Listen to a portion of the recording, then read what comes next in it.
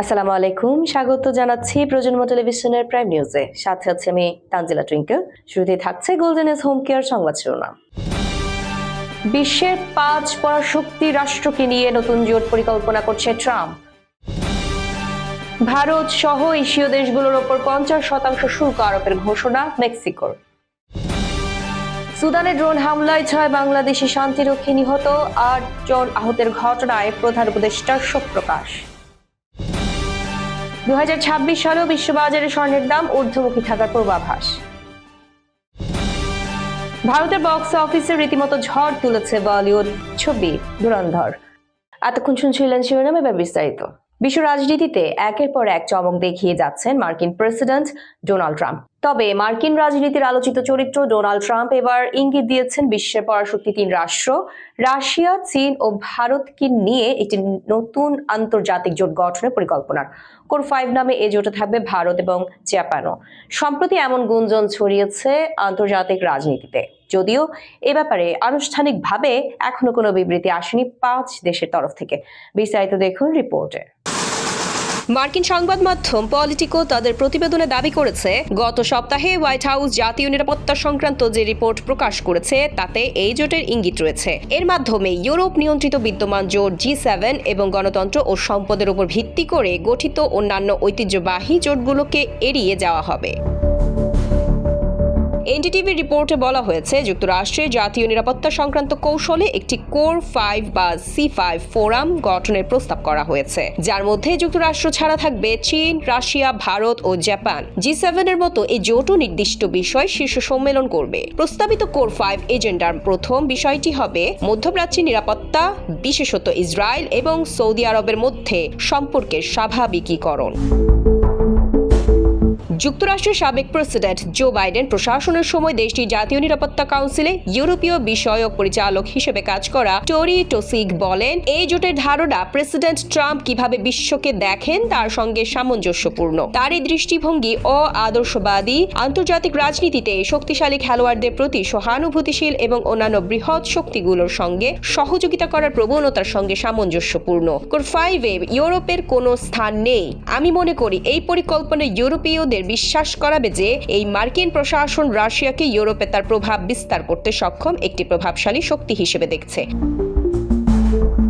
মার্কিন প্রেসিডেন্ট হিসেবে ট্রাম্পের প্রথম মেয়াদের সময় রিপাবলিকান সিনেটর টেড ক্রুজের সহকারী হিসেবে কাজ করা মাইকেল সোবোলিক বলেন, প্রথম ট্রাম্প প্রশাসন বৃহৎ শক্তির প্রতিযোগিতার ধারণায় বিশ্বাসী ছিল এবং এভাবেই আমরা চীনের সঙ্গে সম্পর্ককে কাঠামোবদ্ধ এবং আলোচনা করতাম। কিন্তু কোর 5 জোট গঠন হলে তা হবে চীন নীতি থেকে এক বিশাল প্রস্থান।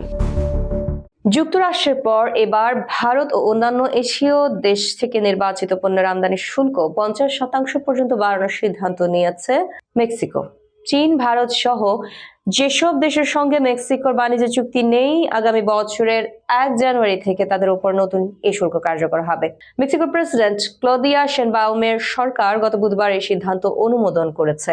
নিজ দেশের চাকরি ও উৎপাদনকে সুরক্ষা দিতে এই পদক্ষেপ নেওয়া হয়েছে। তবে স্থানীয় ব্যবসায়ী গোষ্ঠীগুলো সতর্ক করেছেন, শুল্ক বৃদ্ধির ফলে দেশীয় পণ্যের দাম বাড়তে পারে। যুক্তরাষ্ট্রের পর এবার ভারত ও অন্যান্য এশীয় দেশ থেকে নির্বাচিত পণ্যের আমদানি শুল্ক 50% পর্যন্ত বাড়ানোর সিদ্ধান্ত নিয়েছে মেক্সিকো। চীন, ভারত সহ যেসব দেশের সঙ্গে মেক্সিকোর বাণিজ্য চুক্তি নেই, আগামী বছরের 1 জানুয়ারি থেকে তাদের উপর নতুন এই শুল্ক কার্যকর হবে। মেক্সিকোর প্রেসিডেন্ট ক্লদিয়া শেনবাউমের সরকার গত বুধবার এই সিদ্ধান্ত অনুমোদন করেছে। নিজ দেশের চাকরি উৎপাদনকে সুরক্ষা দিতে এই পদক্ষেপ নেওয়া হয়েছে। তবে স্থানীয় ব্যবসায়ী গোষ্ঠীগুলো সতর্ক করেছেন, শুল্ক বৃদ্ধির ফলে দেশীয় পণ্যের দাম বাড়তে পারে। নতুন শুল্কের আওতায় এসেছে অটো পার্টস, লাইট কার, খেলনা, পোশাক, টেক্সটাইল, প্লাস্টিক, আসবাবপত্র, জুতা, স্টিল, গৃহস্থালী যন্ত্রপাতি, চামড়া পণ্য, অ্যালুমিনিয়াম, কাগজ, ট্রেলার, কাঁচ, সাবান, কার্ডবোর্ড, মোটরসাইকেল, পারফিউম ও প্রসাধনী। দেশটির এই সিদ্ধান্তের ফলে ভারত থেকে গাড়ি রপ্তানিকারক বড় কোম্পানিগুলোর ক্ষতি হতে পারে প্রায় $100 কোটি। ভারত থেকে ভক্সওয়াগন ও হুন্দাই এর মতো বিশ্ববিখ্যাত কিছু গাড়ি প্রস্তুতকারক কোম্পানি বিশ্বের অনেক দেশে গাড়ি রপ্তানি করে। ভারতের শিল্পমহল মেক্সিকোর নতুন শুল্ক ঠেকাতে প্রয়োজনীয় পদক্ষেপ নিতে নয়াদিল্লিকে অনুরোধ জানিয়েছিল। তা সত্ত্বেও মেক্সিকোর সরকার তরফে শুল্ক আরোপের ঘোষণা এলো। ভারতের পণ্যে শুল্ক চূড়ান্ত হওয়ার বিষয়টি দুটি সূত্র এবং একটি শিল্পগোষ্ঠীর চিঠি পর্যালোচনা করে নিশ্চিত হয়েছে রয়টার্স। সুদানের আবিই শহরে জাতিসংঘের শান্তিরক্ষীদের একটি ঘাঁটিতে হামলায় 6 জন বাংলাদেশি সেনা সদস্য নিহত হয়েছেন। এতে আরো 8 জন সেনার আহত হওয়ার তথ্য দিয়েছে আন্তঃবাহিনী জনসংযোগ অধিদপ্তর ISPR। আহত ও নিহত সেনা কর্মকর্তাদের নাম প্রকাশ করেছে ISPR। আহত একজনের অবস্থা গুরুতর হলেও বাকি সবাই শঙ্কামুক্ত। অন্তর্বর্তী সরকারের প্রধান উপদেষ্টা বাংলাদেশ সেনাবাহিনী শহীদদের প্রতি শ্রদ্ধা জানিয়ে আহতদের দ্রুত আরোগ্য কামনা করেছেন। সুদানের আবিই শহরে জাতিসংঘের শান্তিরক্ষীদের একটি ঘাঁটিতে হামলায় 6 জন বাংলাদেশি সেনা সদস্য নিহত হয়েছেন। এতে আরো 8 জন সেনার আহত হওয়ার তথ্য দিয়েছে আন্তঃবাহিনী জনসংযোগ পরিদপ্তর। আহত ও নিহত সেনা কর্মকর্তাদের নাম প্রকাশ করেছে ISPR। আহত একজনের অবস্থা গুরুতর হলেও বাকি সবাই শঙ্কামুক্ত। অন্তর্বর্তী সরকারের প্রধান উপদেষ্টা বাংলাদেশ সেনাবাহিনী শহীদদের প্রতি শ্রদ্ধা জানিয়ে আহতদের দ্রুত আরোগ্য কামনা করেছে।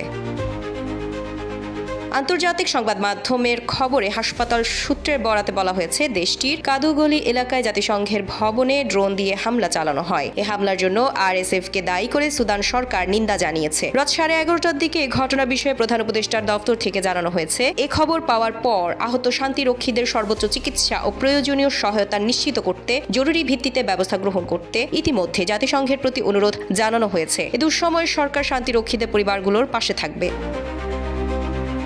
একই সঙ্গে প্রধান উপদেষ্টা মোহাম্মদ ইউনূস বিবৃতিতে বলেছেন, নিহত শান্তিরক্ষীদের লাশ দ্রুত দেশে ফিরিয়ে আনা এবং আহতদের সুচিকিৎসা নিশ্চিত করতে সরকার জাতিসংঘের সাথে ঘনিষ্ঠভাবে যোগাযোগ চালিয়ে যাবে। সুদানে কয়েক বছর ধরে শান্তিরক্ষী মিশনে নিয়োজিত রয়েছেন বাংলাদেশের সেনাসহ বিভিন্ন বাহিনীর সদস্যরা।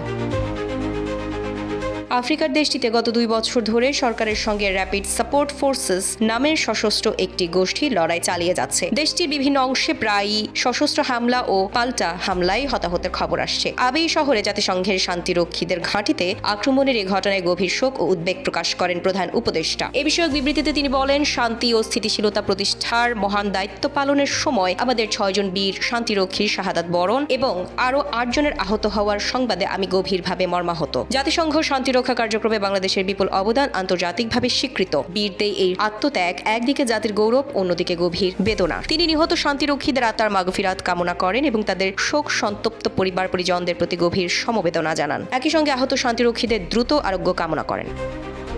দীর্ঘ 1 বছর ধরে বিশ্ববাজারে স্বর্ণের দাম বেড়েই চলেছে। চলতি বছর স্বর্ণের দাম আউন্স প্রতি $4,000 ছাড়িয়ে গিয়ে নতুন রেকর্ড গড়েছে। বিভিন্ন পূর্বাভাসে জানা গেছে 2026 সালেও সেই ধারা বজায় থাকবে। সর্বশেষ গোল্ডম্যান সাকসের পূর্বাভাসে বলা হয়েছে 2026 সালের শেষ ভাগে বিশ্ববাজারে স্বর্ণের দাম আউন্স প্রতি আরো $4,900 ছাড়িয়ে যেতে পারে। গত 2 মাসে বিভিন্ন বৈশ্বিক সংস্থা স্বর্ণের দাম নিয়ে পূর্বাভাস দিয়েছে। এসব পূর্বাভাসে দেখা গেছে আগামী বছর স্বর্ণের দাম আউন্স প্রতি $4,500 থেকে $4,900 মধ্যে সীমাবদ্ধ থাকবে। গোল্ডম্যান স্যাক্সের বিশ্লেষণ অনুযায়ী বর্তমানে স্বর্ণের যে পরিমাণ বিনিয়োগ হওয়ার কথা সে পরিমাণ হচ্ছে না। সে কারণে বিনিয়োগকারীরা স্বর্ণে আরও বিনিয়োগের আহ্বান জানাচ্ছে। ফেডারেল রিজার্ভ এখন নীতি সুদ কমাচ্ছে। ডিসেম্বর মাসেও নীতি সুদ হার কমানো হয়েছে।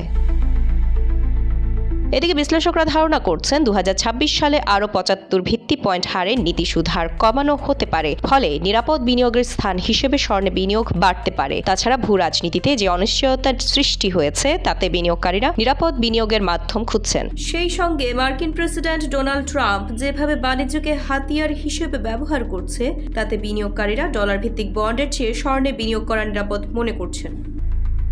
শেষ করছি বিনোদনের সংবাদ দিয়ে। বছরের শেষ দিকে মুক্তি পাওয়া এই সিনেমাটি মুক্তির পর থেকে আয় ও আলোচনার শীর্ষে। রণবীর সিং অভিনীত ছবিটি শুধু ব্যবসায়িক সাফল্যই নয়, দর্শকদের কাছ থেকেও প্রশংসা কুড়িয়েছে। বিশেষ করে অক্ষয় খান্নার এন্ট্রি দৃশ্য সোশ্যাল মিডিয়ায় ভাইরাল হয়ে গেছে।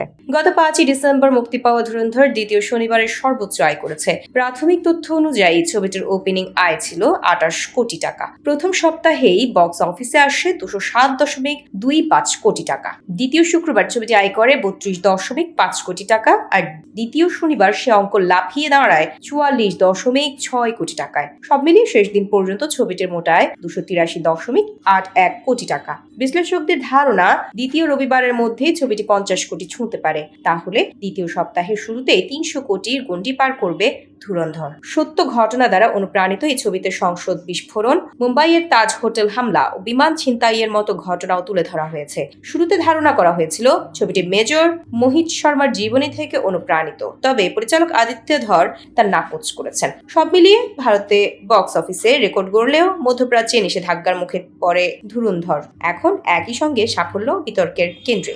এই ছিল প্রজন্ম টেলিভিশনে প্রাইম নিউজ। পরবর্তী প্রাইম নিউজ দেখার আমন্ত্রণ জানিয়ে শেষ করছি এখানেই। এতক্ষণ সাথে থাকার জন্য ধন্যবাদ সবাইকে।